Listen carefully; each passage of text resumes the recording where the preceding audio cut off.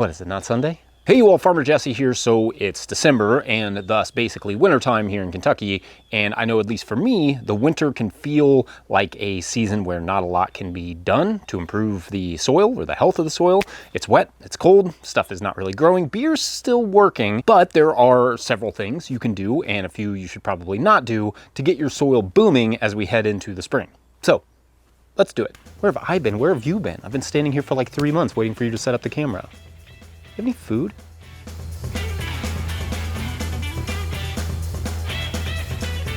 First things first, if you're not subscribed to this channel, make sure to hit the subscribe button, or at least please do it. If you are subscribed, you're awesome. A couple quick things. Hats are back, obviously. Link is in the show notes for those. We have a few different colors. Also, while you're at no-tillgrowers.com, you can pick up a copy of the Living Soil Handbook or other merch that we have. All of those things support our work, and Patreon members notably get discounts at patreon.com/no-tillgrowers. And please join us over at the relaunched No-Till Growers Forum, where I am personally answering every single question that I possibly can, along with many of the others in the No-Till Growers family. And lastly, the 5th season of the No-Till Market Garden podcast has launched with our amazing cast of new hosts.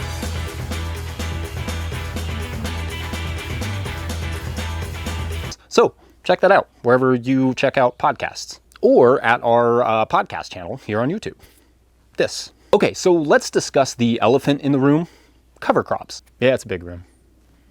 Cover crops are an incredible soil enhancer, right? But I want to emphasize that if you're already in the winter or late fall, cover crops are a difficult proposition, generally speaking. There just isn't enough time to really establish a good cover crop once those hard frosts begin. Not that things like rye won't grow, it's just arguably the worst thing you can do to yourself for next year is just throw a bunch of random cover crop seed into the soil willy-nilly in hopes of adding some health to the soil, because what you may inadvertently be doing is giving yourself an obnoxious weed issue to manage in the spring. But to be clear, at least in our zone, Kentucky, 6B, USA, at least in our zone, you can still plant things like rye and vetch and crimson clover and winter wheat all the way into the late winter. And then you can add things like wheat and cilantro and lacy phacelia and those sorts of things. But, and here's the really important point, only plant cover crops like these where you know that you can terminate them in time. I've said it before, but the biggest cover cropping mistake I see people make is planting a hardy, hard to terminate cover crop like rye in beds that the grower may need in like March or April. This is roughly what those crops look like in March or April, which is just grass. Those beds will have to be terminated with machinery or something to really effectively get rid of that cover crop.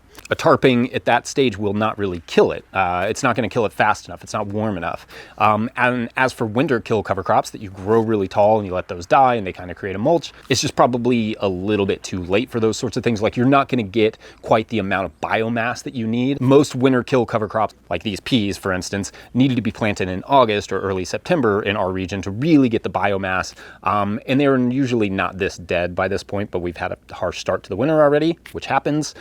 Good to get that biomass as big as possible first, just in case you have a harsh early winter. Anyway, for more general guidance on cover cropping and when to cover crop and all of these things, watch this here.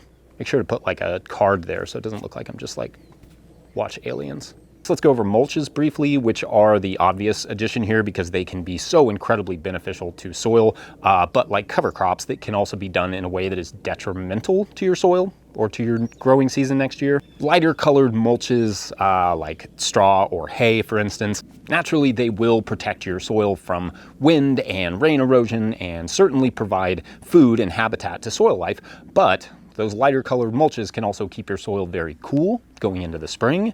For this reason, if those lighter colored mulches is all that you have access to, which is often our case, consider what you will be planting in those areas where it's lightly mulched. Lighter colored mulches like those will push your season back a full month, which in the heat of the summer may be a welcomed thing to your tomatoes or peppers or whatever, but not so much in May. Planting tomatoes, to stick with that one, for instance, or peppers or really any of those warmer season crops, into really cold soil, like underneath of that mulch, can stunt them, making them susceptible to pests and disease. In some instances, it could even kill the plants. Not great. Maybe if these light grasses or grain-based mulches are all that you have access to, consider throwing a tarp or clear plastic over top of them in the spring, or even just right now, to lightly warm the soil. The clear plastic will work better than the tarp for this. It's just more concentrated heat, but both will help. Now, compost as a mulch can have multiple effects, both beneficial and negative. It can be a warmer option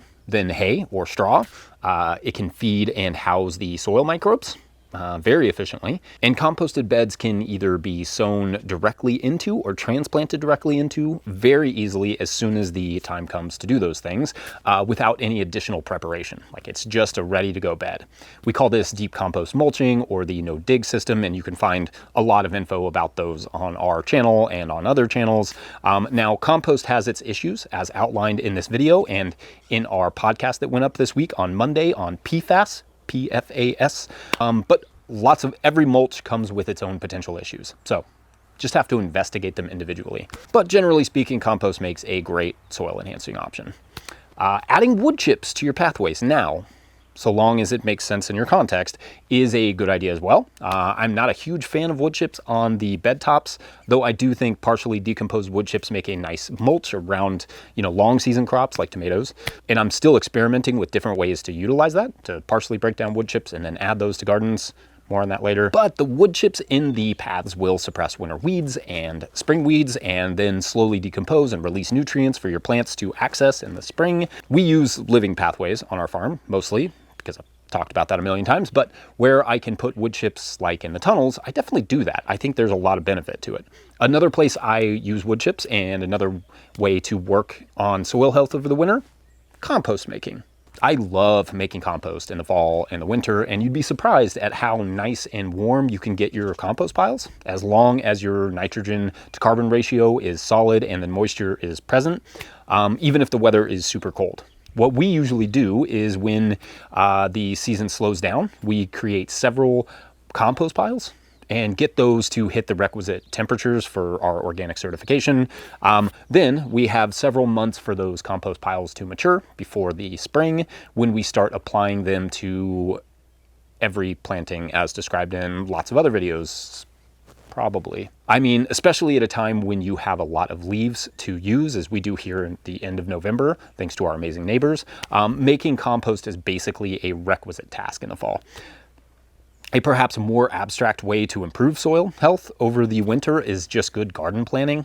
I know that one's super boring, but it is super important. Without a lot of time or opportunity to work in the garden, it's a good time to be working on the garden. That is to say, look at your last year of production, if you have that information, and really examine how you can maximize your space and keep it full of plants all season, perhaps even injecting some cover crops into the mix here or there, because when beds go unplanted, that's when the soil's health starts to dip. As I always say, if the soil is not being fed, that is to say, if it doesn't have photosynthesizing plants, or at very least a mulch, if the soil is not being fed, it is feeding on itself. Also, spend some time looking around for new carbon or nitrogen sources. Where are all the local leaves and wood chips going? Can you hunt some of that down? Are there other nearby industries that you can tap for their carbonaceous waste streams? I don't know, breweries or whatever. All of that is a great way to utilize the winter. Things I'm not doing this time of year is I'm not really making compost teas or extracts or the like. Not that there wouldn't be any benefit, but it's unclear to me like what that benefit would be. And I feel like there are much more productive things to do, like spending hours and hours watching the World Cup. One that I completely neglected to mention is how we use chickens to fertilize various plots. In this case, they're fertilizing the pumpkin plot, and we'll move them out of there and move them onto another plot, and they will scratch up weed seed and they will deposit fertility. And after so doing, we will plant our popcorn in the spring. So that'll be fun. And in fact, we used to graze our sheep on cover crops and on old crop residue after it came out as another way of utilizing animals in the fall, because that's a great way to fertilize your crops for the spring. So anyway, yeah, I'm not adding foliar sprays or, any sort of compost teas or any of those things. Those I'm generally waiting until the spring to start applying to cover crops and early spring crops. I'm not working the soil at all either because it's wet, and that can do a lot more damage than good. And I'm not doing any soil testing because it's generally agreed upon that you are not going to get a very helpful or accurate depiction of your nutritional or pH or whatever profile in the wintertime. I will be starting some crops soon for March production, like spinach and lettuce that will go into the tunnels. But I don't really start sowing anything in the tunnels until directly sowing until mid-January, when we sow our first carrots and radishes. For the fields, I start to plant outside in March and start to sow our first outdoor carrots in the middle of the month of March. I will sow some spinach and cilantro at the end of December as a long-running trial that I've been playing with, and I get about 50-50 shot most years of succeeding at March spinach just out there in the field. I've been covering it most years, but I actually think covering it in the middle of the winter with just some row cover has more detrimental effects than it is helpful, because it ends up getting smashed down by snow or wind or deer or whatever, children, and it just kind of smothers the spinach. It actually does pretty well without any covering. Sometimes I get asked about leaving certain winter weeds as a cover crop, and I don't necessarily have a problem with that as long as you get rid of that weed before they start flowering and going to seed. Some of those winter weeds have really wonderful root systems and are themselves kind of pumping carbon into the soil, so I definitely get the temptation to leave them.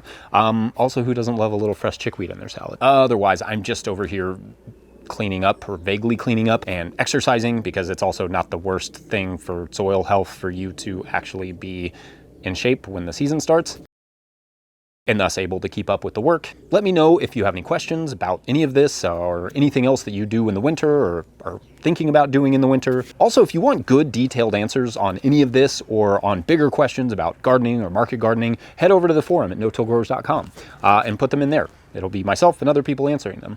That is where I spend most of my mornings, just answering questions. So yeah, would love to see you there. Support our work at patreon.com/no-tillgrowers by becoming a Patreon member, buy a hat, buy a copy of the Living Soil Handbook at no-tillgrowers.com as well, where the proceeds from all of those sales go to making you more videos and podcasts and all the things for free, so that you can just watch them. And you don't have, there's no paywall. Super cool. Like this video if you like this video, and make sure you're subscribed to the channel so you too can be awesome. We'll be back with regular videos eventually. So thanks for watching. We'll see you later. Bye.